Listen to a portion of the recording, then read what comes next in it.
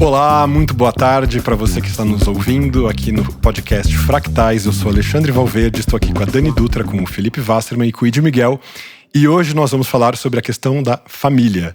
Ainda uma questão super importante, porque lembremos que o autismo em 97 até 99% é determinado por uma questão genética, embora ainda muitas pessoas não tenham essa informação e pensem que o autismo tem muito mais uma determinação biográfica do que biológica.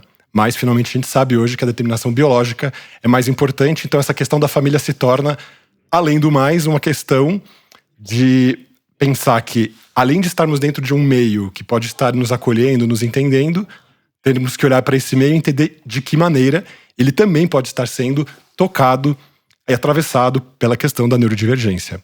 Então, muito bom dia para todos. Eu gostaria de passar a bola para o Felipe e ouvir um pouco dele sobre essa questão do que ele pensa que é a família para ele, como ele se vê inserido nessa família.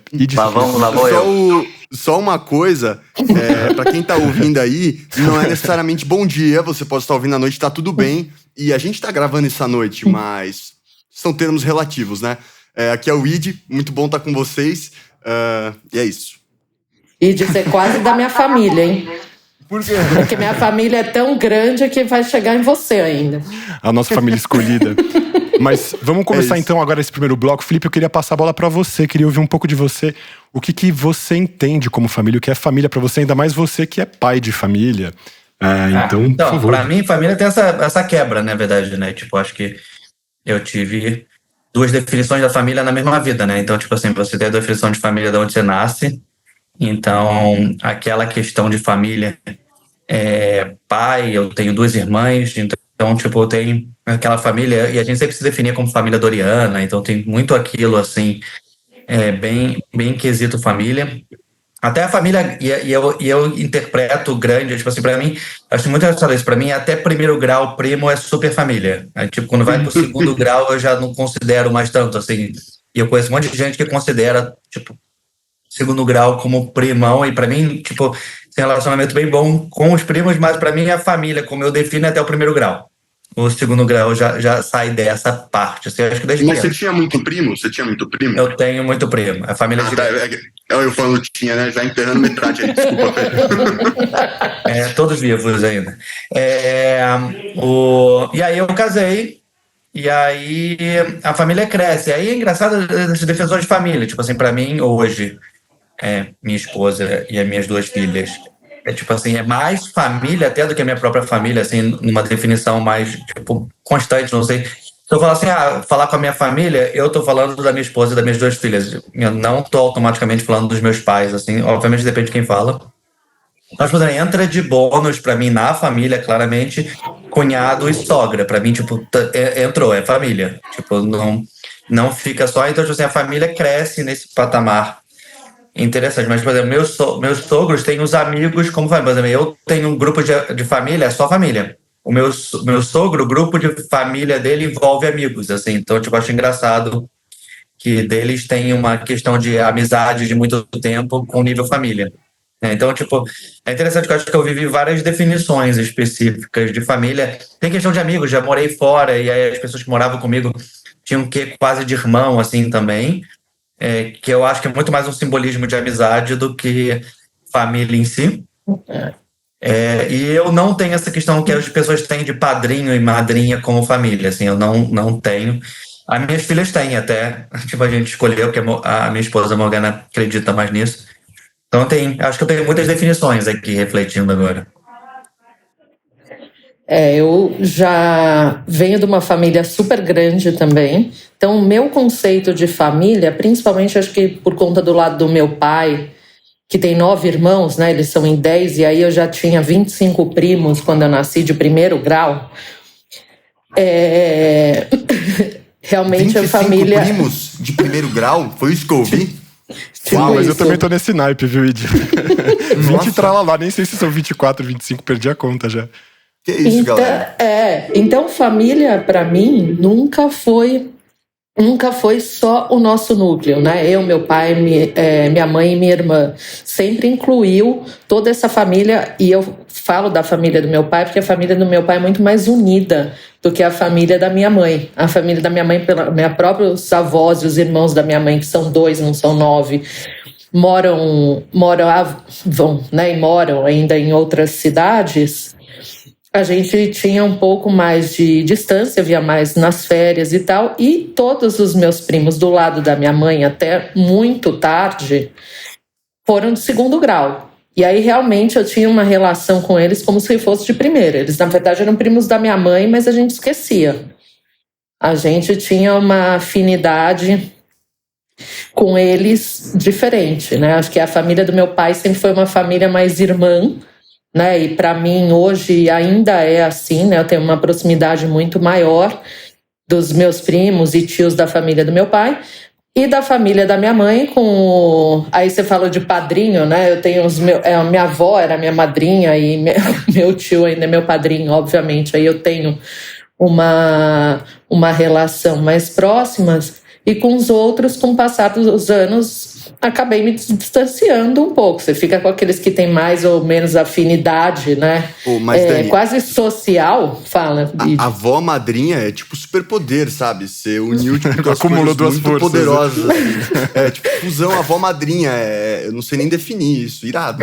Não, a avó madrinha era a pessoa que mandava mais em você que a sua mãe, né? O bom é que gente, minha avó era muito fofinha. Ela já faleceu já faz uns bons anos, mas ela era muito fofinha. E eu passava todas as férias lá na casa dela e era incrível, porque vó é vó, né, gente? Vó era casa no interior, era casa no interior. Eu também, minha mãe é de coisa. São Carlos, né? E aí minha avó sempre morou lá e tal. Então, essa relação, e eu tenho realmente amigos de muito tempo. Eu sou uma pessoa que preserva as amizades, né? Então tenho também amigos que eu considero família. Eu falo que eu pego amizade muito fácil. E eu pego uma amizade profunda, entendeu? Uma amizade Vou fazer assim, um comentário superficial. aqui e meus pêsames aí, tipo Erasmo e Roberto. Tipo isso. Eu vou indo, entendeu? E vou carregando umas pessoas e se tornam parte da família, normal, né? Eu também tenho essa tendência. Idi, você é filho único, não é? Sou. Filhos únicos. Quer dizer, filho único. Mas e aí, como é que é pra você? Mas tem muito primo também ou não? Olha, o Dani já passou a bola pra mim, então eu vou bater bola contigo. Exato. Então, pra mim, falar de família é sempre algo... Pra mim é muito resolvido, mas quando eu falo pros outros é meio polêmico, tá? Eu acredito que... Eu vejo família como um conceito em constante transformação e que não é estático. O que eu quero dizer com isso, né? Pra mim não faria sentido eu, como ser humano, estar enraizado a pessoas, né? Meio que a família traz um peso dessa conexão absoluta. Espera só um pouquinho, gente, prestem atenção, porque Idi está trazendo a conversa agora para outro patamar.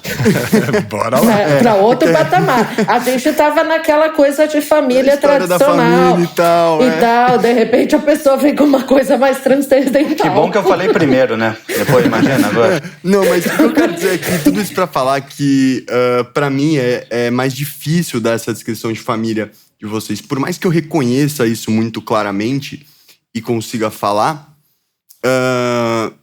eu gosto muito mais de falar dessa outra parte que tá em construção.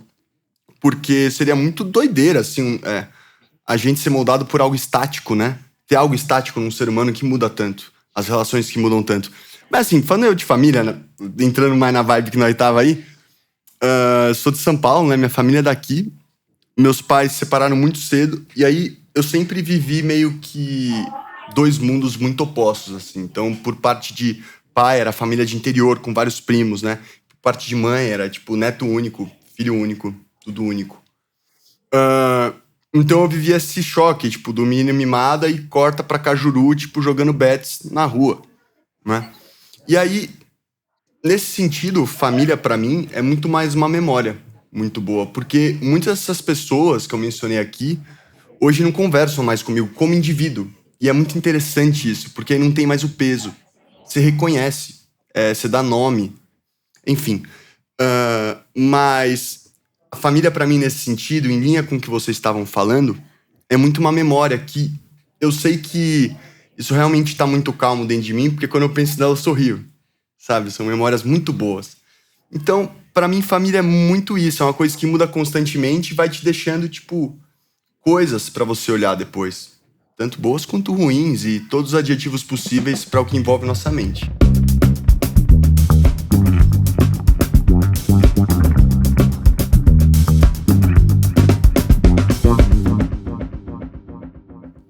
Bem legal você falar nesses termos e aí você me faz pensar que a família não é só memória, ela também pode ser projeto, que acho que é um pouco o que o Fê estava trazendo, né? Dessa segunda família que aqui começa a partir de você, né?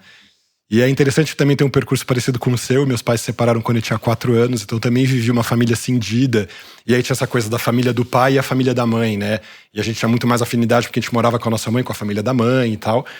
E é curioso mesmo isso, porque a gente era apresentado, como você bem falou, para 2 mundos diferentes. E era muito claro pra gente como essas dinâmicas eram outras entre as famílias e tal. No meu caso, hoje eu posso afirmar, embora da minha família muita gente ainda não assuma isso, mas nos dois troncos familiares, vamos dizer assim, há neurodivergência. Assim, neurodivergentes, no plural, vou dizer, várias pessoas da minha família, alguns com mais facilidade para reconhecer isso, outros com menos. Então isso é interessante, né? E é curioso estar num mundo... Porque a minha família tem essa outra questão também, né? Dos 2 lados. Tem essa tradição da medicina na família. Então, o meu avô, por parte de mãe, é médico, né? Foi médico, faleceu já. O meu tio-avô também era. Do lado do meu pai é psiquiatra. Tenho mais 4 tios psiquiatras, ou 6º psiquiatra da família. O 15º médico, se eu incluir mais alguns primos, eu devo ser o 16º e tal. Então tem esse atravessamento também de ser uma família de médicos. É uma dinastia praticamente. A gente era sempre olhado, observado nesse sentido. E eu acho muito curioso. Família de médico tem essa coisa, né? Família de médico... Tem muito essa coisa de tipo, uou. Não, e fora essa médico questão da gente advogado, o tempo inteiro sendo observado, mas ok, tudo bem, a gente Ale, posso fazer uma analogia engraçada? Metade da família é psiquiatra, é muito engraçado isso, fala. Agora eu lembrei que, tipo, a minha família, de certa maneira, era um pouco, tipo, era uma família de dentistas. Sabe? É tipo. é engraçado fazer essa zoeirinha aí. Respeito a todos os dentistas, galera. Dentistas são bons demais, tá? Mas, Alex, falou uma coisa bem interessante aí da sua família, que era sobre ter pessoas neurodivergentes nela. Então, tá falando. Não, eu diria que só tem de praticamente pessoas neurodivergentes. Eu não conheço, sinceramente. A minha família, os meus familiares vão se irritar comigo, provavelmente. Mas eu acredito que praticamente toda a minha família é neurodivergente.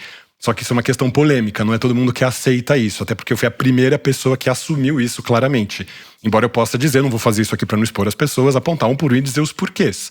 Mas assim, a pensar, por exemplo, assim, as minhas 2 avós falecidas, queridíssimas, cada uma no seu lugar. Posso falar da neurodivergência delas, assim, uma característica básica que ninguém vai poder contestar. Minha avó paterna é uma colecionista, que ela tem uma casa de 300 metros quadrados, só com obras e móveis antigos. Assim, qualquer pessoa que entre olha e fala assim, opa, essa pessoa gosta de colecionar coisas, né? Primeira informação. E a minha avó materna, super fofinha, não gostava que fosse tocada. É uma das lembranças mais claras que eu tenho dela desde a minha infância, assim, é que ela falava, ai, não encosta em mim, eu não gosto muito e tal. E era super fofinho, isso, eu era o único neto que conseguia pegar e fazer carinho no cabelo dela, porque eu tinha todo um jeito de saber chegar, assim, porque minha avó tinha essa hipersensibilidade sensorial tátil e nem sabia dar esse nome. E a minha família, toda cheia de médicos, não sabia observar esses fatos. Então eu acho isso super curioso também, apesar da cultura médica, da cultura psiquiátrica, ser um atravessamento tão profundo na minha família, tão difundido, sim.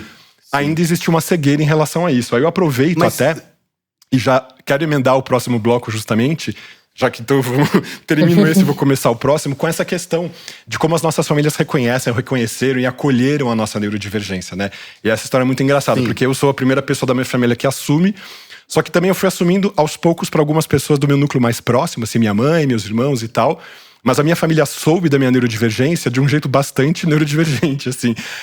Apareceu uma matéria na Veja São Paulo contando da história do psiquiatra que fez o autodiagnóstico de autismo, e minha família ficou sabendo porque leu a matéria da Veja, porque nem eu que fui divulgar isso na minha família. E aí o meu pai ficou sabendo porque o meu tio, irmão dele, comentou com ele não foi falar comigo, e quando a gente foi fazer uma viagem pra França, no meio da viagem ele falou assim, o meu irmão comentou comigo que você saiu na revista e apareceu uma matéria sobre tal coisa, e a gente começou a conversar. E meu pai, ele é claramente também neurodivergente, só que meu pai assume só o lado superdotado dele. Isso ele já sabe desde a juventude dele. e ele não gosta e não tolera. E ele falava, mas não é possível, você não tem doença de Kanner e tal. Que é aquela versão mais, vamos falar entre aspas, grave, naquele sentido do autismo mais clássico. Eu falava, tudo bem, pai, eu não tenho doença de Kanner. Mas não dá pra negar essa questão. E aí, como é que a gente fica com isso, assim? E ficou esse embate, foi uma conversa super interessante. A gente ficou 15 dias viajando e discutindo essa questão. Eu tentando convencer o meu pai que o filho dele é autista. E ele tentando me convencer que eu era só superdotado. Foi bem engraçado esse período, mas foi uma fase muito boa. Um comentário até Por favor. interessante, Ale. Eu sinto que muitas vezes, né, as coisas da mente são sinônimos de fragilidade no senso comum. Ou seja, se você tem problemas, se você é autista, se você é diferente, você não vai conseguir lidar com o peso do mundo. E talvez médicos tenham dificuldade de olhar para isso porque eles precisam desse respeito social, e ter isso neles, né, pode não passar confiança para um paciente, porque o médico tem que ter essa figura do tal. Claro, não. E também poder ter orgulho do próprio autismo, ter noção dos meus superpoderes, saber das minhas dificuldades, mas poder falar disso com tranquilidade, abertamente, eu acho isso necessário, importante. E a gente não ficar se vitimizando ou se colocando numa situação em que a gente é só atrapalhado, ou, como eu posso dizer, impedido, ou vivemos dificuldades só nesse sentido, como se nós fôssemos menos valorosos, menos dignos do que se nós fôssemos, entre muitas aspas, normal. Eu quero dizer justamente o contrário. Eu quero afirmar a minha alegria, o meu orgulho, o meu reconhecimento, a minha dignidade de ser a pessoa que eu sou. E a pessoa que eu sou é autista, não tem autismo. Então acho que isso é uma clareza que eu gosto de defender. E eu gosto de defender isso com veemência e alegria, principalmente. E Ale, eu acho que isso, e passando um pouco pela experiência, né, que eu tive de um reconhecimento da minha neurodivergência, com essa nomenclatura, vamos dizer assim, recentemente, muito através, né, de você e do trabalho que a gente vem fazendo junto, que tornou isso muito tranquilo, né, para mim, porque você sabe que me pegou muito de surpresa, né, e através realmente de uma questão familiar, de algumas questões que eu trazia sobre pessoas da minha família que tinham certos comportamentos que eu considerava traços do espectro, né, do TDAH e tudo mais. E de repente você fala assim, tá bom, tá, Dani, mas você não tá reconhecendo isso em você? Aí era uma coisa tão óbvia que de repente eu falei assim, não, até tô, mas nunca tinha pensado, por mais que fosse óbvio, e por mais que eu soubesse que era genético, né?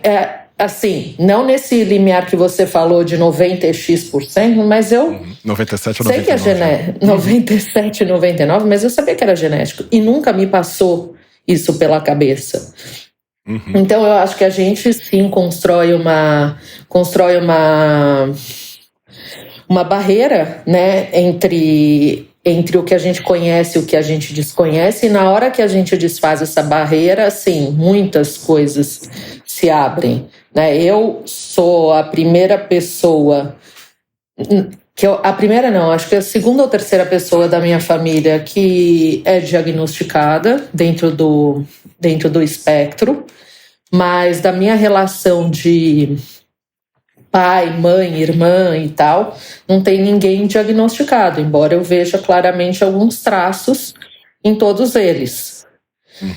E você tem liberdade para falar desses traços, Dani? Que isso é muito interessante. Assim, eu tenho conseguido agora falar com a minha mãe claramente sobre o autismo dela e tem sido super bonito isso. Assim, não sei se você consegue essa entrada. Então, para falar bem a verdade, eu não tive coragem de falar. Eu falei sobre o diagnóstico com a minha mãe, mas com quem eu mais inclusive para agradecer, né, a minha mãe, que eu acho que essa foi a primeira coisa que me veio como a minha mãe, ao impor uma série de condições, de atividades que ela me pôs quando eu era pequena, fez com que eu me integrasse ao mundo de uma forma muito mais fácil do que provavelmente eu me integraria se ela não tivesse dado esse empurrão. E com meu pai eu não tive ainda, talvez, coragem, né, de conversar sobre o assunto com ele, porque sei que, assim como seu pai, ele tem algumas questões muito parecidas com essa. Né? Uma coisa legal é que você falou seu pai. E esse seu pai pode ser, pra mim, é pra muita gente que tá ouvindo, né? É verdade. O pai do Ali. Boa. Ou o pai de quem tá ouvindo, pai, né? O seu pai. Exato. Meu pai. O pai do Alê. Então, não é uma conversa que eu tive com ele claramente e não prevejo ser uma conversa clara e muito mais uns toques de como ele se sentir melhor em relação a algumas coisas que eu vejo que ele sofre demais por conta disso, do que ele, a essa altura do campeonato, eu querer colocá-lo nessa nomenclatura, vamos dizer assim. Mas acho que, resumo, assim, foi isso. Mas é tudo muito novo para mim, né? E como eu disse, a família é grande, então você vai pegando. Aí o Fê também deve ter umas coisas, assim, que também de família grande vai pegando até... Mas é engraçado eu gosto de família, assim, né? Eu acho que, tipo, com meus pais... É que eu acho que eu tenho um vínculo até com a questão... tipo, eu não me considero... tipo, autista, assim. Eu tô nesse grupo de bônus.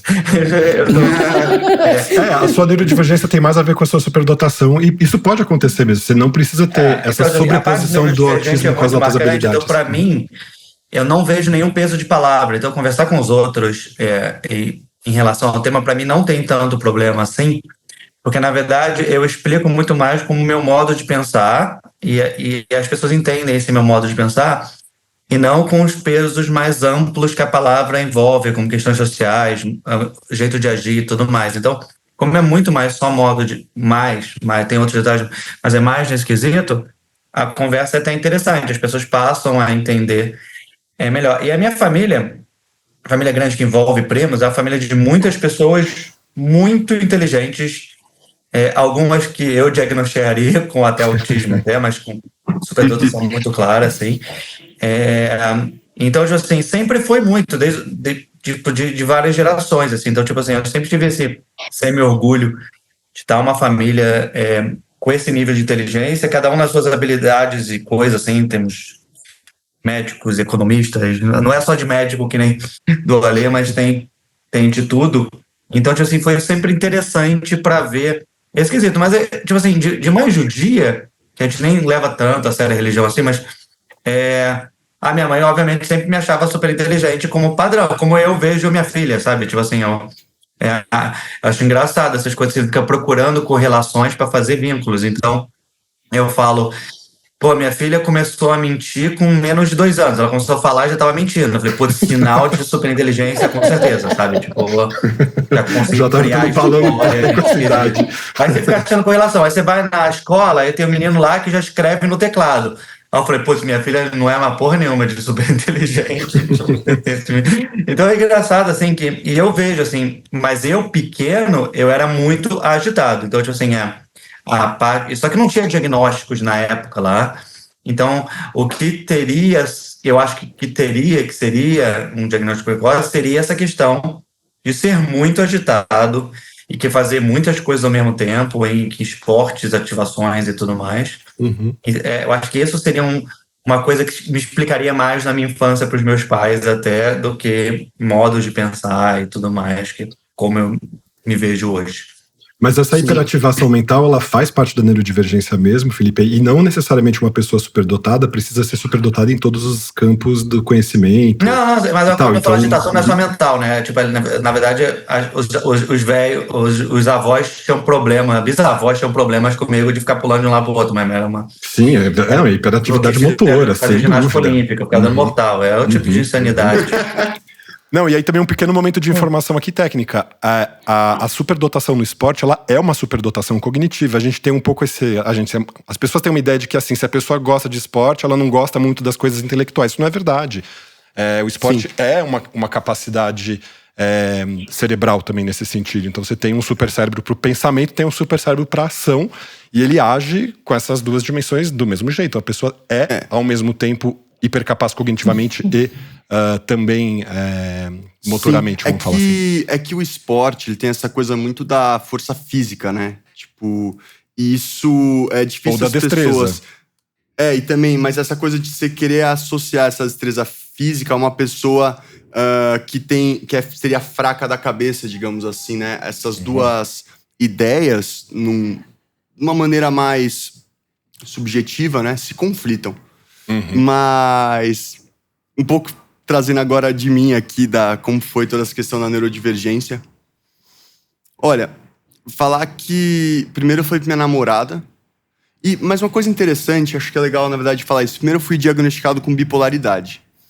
E quando eu vi esse diagnóstico, eu lembro que eu chorei muito. Eu tava tomando banho, comecei a chorar muito. Porque eu falei, nossa, é isso. Agora vão ter uma justificativa pra, justificarem porque eu sou diferentão e, sei lá, bateu um medo, assim, um peso daquilo. De te interditarem também, né, Ed? Porque aí fica aquela pecha de você é doente mental, então você pode menos que os outros, você perdeu o controle sobre a sua vida e sobre o seu juízo, então a gente vai mandar em você, né? A gente tem que tomar muito cuidado com isso, né? E já quando veio o diagnóstico do autismo, eu não fiquei mal. Depois eu fiquei mal, mas mais por revolta, mas não foi desse jeito. Foi muito, vou usar uma palavra mais orgânico. Eu pensei numa ameba, fagocitando outra lentamente, lindamente, entendeu? Foi meio que nessa linha. Mas só depois eu fui falar pra minha mãe e ela chorou muito, assim, quando eu falei. Foi muito doida, porque ela se sentiu muito culpada. Eu falei, você não tem culpa, não é culpa sua ninguém saber de nada. Olha a nossa família, as pessoas são completamente aquém disso. Como você poderia imaginar que você ia chegar nisso tão facilmente? Você, me teve com 20 anos. Nem teve tempo pra pensar nessas coisas pra chegar nisso, né? Então, eu falei pra ela, mas hoje, assim, eu meio que falo, se eu tô falando com qualquer pessoa, eu meio que falo, assim, natural, sabe? Aí eu sinto que a pessoa dá uma olhada, assim, pra mim, ou sei lá. Opa, vai vir alguma coisa estranha agora, né? O barco segue. Aí depois foi engraçado, que foi chegar pra mim esses dias, minha namorada falou, nossa, um amigo seu veio falar comigo, que viu no Instagram que você falou que ele falou que era autista, né? Aí ele falou, nossa, bem que o Matheus, que é um outro amigo, falava que o Ed era autista. Então acaba chegando para as pessoas esses jeitos engraçados, porque eu tô meio que tentando tornar natural para mim. Mas um exercício engraçado de se fazer é pensar aqui, né? Como a gente acha que a gente seria se a nossa família fosse diferente? Sei lá, pega qualquer exemplo hipotético. Eu tenho certeza que todo mundo aqui já imaginou, famílias diferentes, porque a gente via outras famílias e tudo mais. Então, esse exercício a gente sabe como colocar os personagens. E aí eu queria saber da Dani, e aí, Dani, como que são esses personagens dessa família e como essa família com esses personagens te moldaria, né? Acho que com certeza... não sei se eu chegaria nesse diagnóstico agora ou se eu já lá na minha lápide já está escrito uma neurodivergência que morreu sem saber. Porque como eu vejo eu acho que a minha neurodivergência, como ela tem muito a ver com uma hipersensibilidade sensorial, né? Acho que, dentre tudo, ela tem a ver com uma hipersensibilidade sensorial e uma forma de entender o mundo, assim, ligar fatos que confundem as outras pessoas, né? Eu entendo de uma forma que geralmente as pessoas, em sua maioria, não entendem. É difícil achar uma conexão. E isso, para mim, na minha família, sempre foi natural, né? É natural, todo mundo é assim e tal. Então, não via nenhuma questão. Né? Nunca cogitei certas coisas. A gente já falou em outros episódios sobre educação e escola e tal.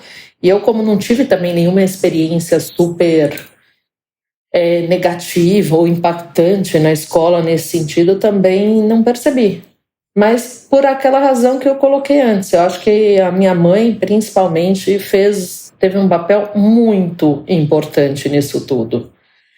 Então, realmente, eu acho que de todas as pessoas que eu poderia colocar, eu colocaria que certamente se eu nascesse em outra família com outra mãe, talvez eu estaria aqui de uma outra forma, eventualmente muito mais limitada e muito mais surpresa com uma série de coisas que teriam me acontecido. Sim.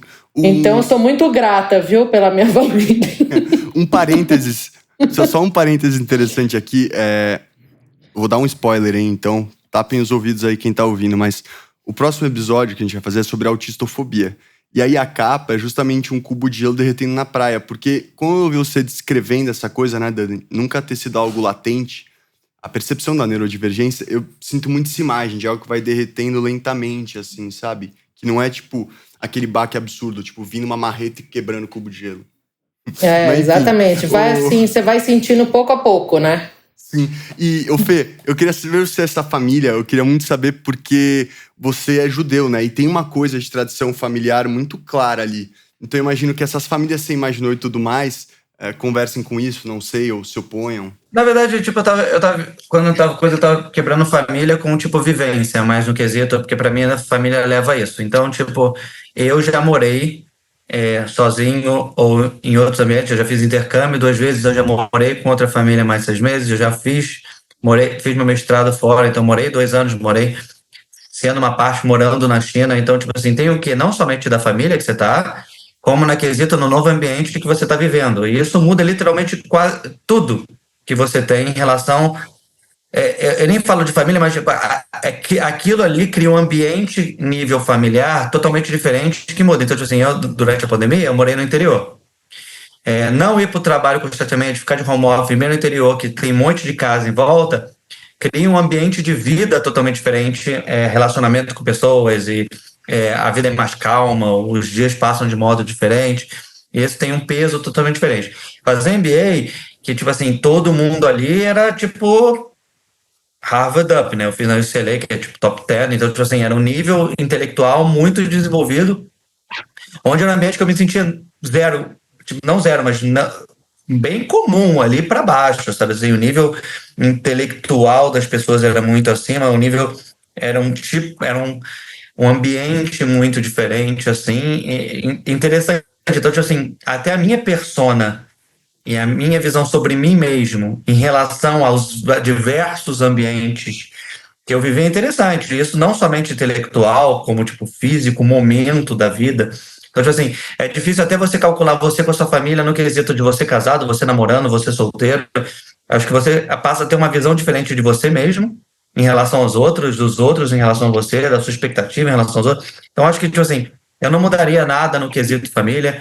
Tem pessoas, primos meus, que eu considero irmãos mesmo. Tipo assim, o meu casamento, apesar e de falar do judaísmo, tem um peso para mim não tão significativo, tanto que a minha esposa não é judia, o meu casamento não teve rabino, foi feito de amigos, para mim é mais importante do que o viés religioso, mas é inegável que o fato de eu ter sido estudado com colégio judaico a vida inteira e tudo mais, criasse algum tipo de vínculos e coisas em relação a mim.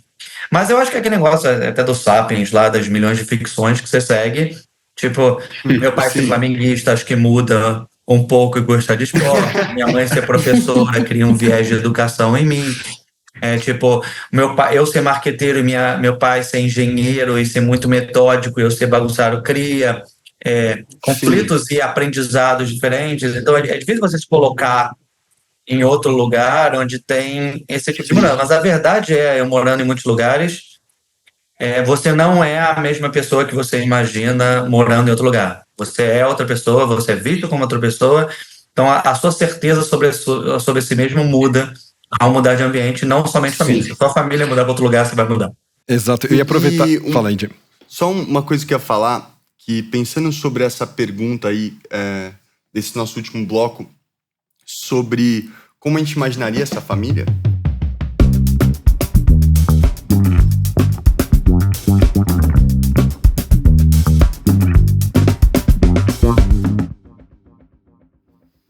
É muito doido que, se eu fosse responder ela, e agora não quero parecer profético, hein, pelo amor de Deus, mas eu diria que, pra mim, a família ideal não é a família. Pra mim, o ideal seria eu ter tido quanto antes essa noção de que família é construção.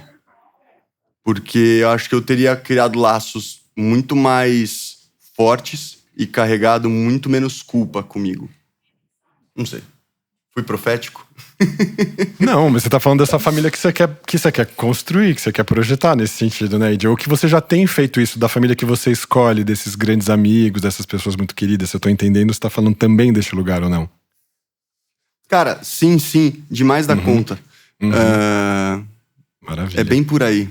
E é muito Maravilha. doido que quando você tem esse conceito, você, tipo, quebra umas barreiras de que tem... Por exemplo, tem um amigo meu que eu quase não falo com ele, mas é um dos meus melhores amigos. Porque a gente se conecta tanto na música que, tipo, pá, entendeu? E aí, se eu fosse olhar pra uma visão tradicional, puta, é família? Eu não falo sempre com o cara, não sei o quê, mas, puta, olha que irado, né? A gente não tem um compromisso de se falar. Eu sei que quando eu precisar ele vai estar ali, ele vai estar pra mim. E quando a gente se vê, é como se a gente tivesse tudo como era, né? Então, sim, passa bastante por isso. Maravilha. A gente comentou que família é um mundo, né? E esse mundo, ele pode ser um campo de liberdade, mas ele também pode ser uma prisão, né? E acho que tem essa dimensão que a gente vive muito no autismo, dessa questão da expectativa social e tal. A gente também vive a expectativa da família de um jeito muito grande, muito pesado, né? E aí, quando você fez essa pergunta, assim, né? Como é que a gente seria se a gente tivesse nascido em outra família? Eu nem me imagino, porque acho que nem seria eu. Até considerando essa questão da carga genética do autismo, nesse sentido. O ovo ou a galinha. Se eu não fosse, né, filho do seu Francisco e da dona Leda, não seria o Alexandre Valverde que eu sou. Alexandre Aníbal Valverde Marcondes de Moura, que eu só guardo uma parte do meu nome, que ele é muito grande. E é muito curioso mesmo isso, porque também como o Felipe comentou e a Dani comentou, tem uma questão de, na minha família, o meu modo de ser ter sido naturalizado, porque muita gente na minha família é muito inteligente, é muito capaz, é muito também com as suas idiosincrasias, como eu já usei essa palavra e repito, com as suas manias, as suas questões particulares e tal. Então, nesse sentido, eu fui bastante acolhido e tinha esse entusiasmo da minha família com o meu jeito de ser e tal. Por outro lado, exatamente porque a gente naturalizava isso, não se preocupou em buscar um diagnóstico no momento ali. Falava, não, ele tá indo, vai embora, não precisa se preocupar com isso. O que, por um lado, é ótimo, porque eu não vivi um estigma nesse sentido, só que ao mesmo tempo eu vivi uma cegueira.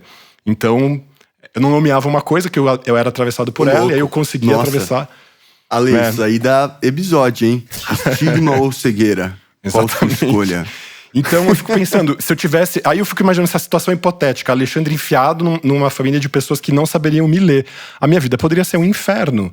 Porque muitos dos meus comportamentos... e se colocar a questão social nisso de dinheiro, se fosse uma família pobre, além disso, além do conhecimento, né? Não que a minha família tem muitos ricos, mas nós somos o território pobre da família, tá? O resto da minha família tem muito mais... Tipo, imagina uma pessoa que nasce na favela, sem autista, dúvida, sabe? sem dúvida. Não, sem dúvida. Não, eu não nego todos esses privilégios. A minha família é toda de pessoas que estão na universidade há 3 gerações. O meu bisavô fez faculdade de Direito. Quer dizer, isso tudo eu sei que tem uma riqueza, um conhecimento. Só terminando um ponto importante pra falar, né, nesse quesito, assim, eu acho que a família tem o quê também dos seus pesos e expectativas, assim, tipo assim... A minha maior preocupação, eu fazer psicólogo para isso, era tipo, meu maior sonho e desejo de vida era ter uma família, tipo, esposa e tudo assim, porque é isso que eu via como a definição de felicidade que via da minha família. E tipo assim, era o meu momento, será que eu vou achar alguém que eu vou gostar e vou querer ter família assim? E assim que encontrei, tipo assim, muda um pouco todos os pesos que eu botava real em mim, assim, tava nisso. Sim. É engraçado, o meu não teve muito esse peso, né? Passou muito mais por ser independente do que formar uma família. E tanto é que, eu sou independente, não formei uma outra família. E falando só um pouquinho aqui pra gente... Nos quesitos tradicionais, né, Dani? Nos quesitos tradicionais. Um núcleo familiar... Não, também não tenho pet, viu, Id? Não, mas você deve ter amigos ou amigas ou animais de estimação. Você não tem pet, é verdade. Não, aliás, falando nisso, eu fui casado e os 2 cachorros que eu tive, um deles acabou de falecer domingo agora. Então, essa família acabou de fanecer, assim, finalmente. O ciclo que começou lá em 2009 e terminou agora em 2022. Pô, meus pêsames, cara. Mas é isso, eu espero que ele não tenha sentido dor. Agora. É isso. Galera, esse tema de família Acho que, inclusive, para quem está ouvindo aí, poderia sugerir até como se adentrar mais nesse tema, né? Porque ele é muito amplo. Ele vai além da neurodivergência. E talvez abordar coisas que não necessariamente são sobre neurodivergência, mas com pessoas neurodivergentes falando sobre, né? Que fazem caminhos diferentes, muitas coisas legais podem sair. Mas é isso, eu entrei aqui meio para só dar um tchauzão. E maravilha. Adoro vocês. Um grande abraço para todos que estão nos ouvindo. Obrigada, gente. Abraço. Meu pai é beijo. sempre o primeiro a ouvir nosso podcast, então, pai, tá aí. Bom, eu espero que meu pai ouça esse. Eu vou passar por ele, depois eu conto pra vocês. Pô, minha mãe vai... vou te falar, minha mãe vai ouvir isso e vai mandar um áudio chorando. É o que eu tô falando. Não, minha mãe também, porque falei bastante da minha mãe. Quero ver o meu pai. Nisso já estaria rolando fade out. Agora. E minha irmã que vai reclamar que não apareceu no podcast. Falou. Pá, mas eu vou tratar você em outros temas aqui no outros carnavais.